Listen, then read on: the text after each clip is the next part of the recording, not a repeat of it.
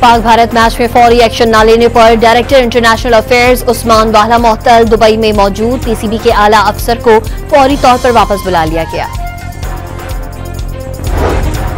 पाकिस्तान ने Asia cup के बकिया matches खेलने के लिए शर्त रख दी। मैच रेफरी को हटाने तक पाकिस्तान बकिया मैचेस नहीं खेलेगा, आईसीसी को आगाह कर दिया गया।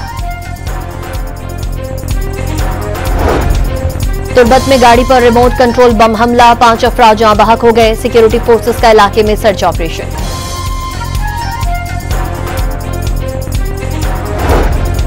खैबर पख्तूनख्वा में दहशतगर्दों पर सिक्योरिटी फोर्सेस के जवानों के कारवार, 2 रोज के दौरान ऑपरेशन में 31 खारजी हलाक हो गए।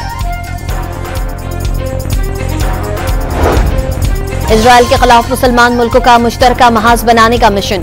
कतर में अरब इस्लामी सरबराह कॉन्फ्रेंस, हंगामी इजलास में शिरकत के लिए वजीर आजम दोहा पहुंच गए।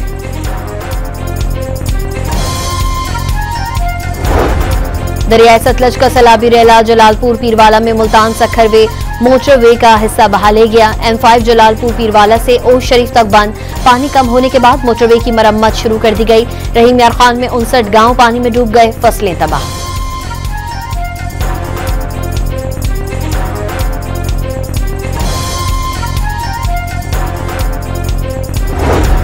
वजीर आला पंजाब मरियम नवाज का मुजफ्फरगढ़ का दौरा, अलीपुर के रिलीफ कैंप पहुंच गईं। सैलाब मुतासरा खवातीन और बच्चों के साथ खाना खाया।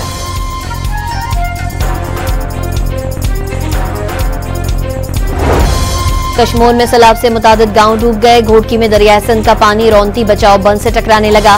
कई देहात ज़ेर-ए-आब, कादिरपुर फील्ड से गैस की सप्लाई बंद। सेवन में 25 से ज्यादा गांव में सैलाबी पानी भर गया। बच्चे कश्तियों में स्कूल जाने लगे।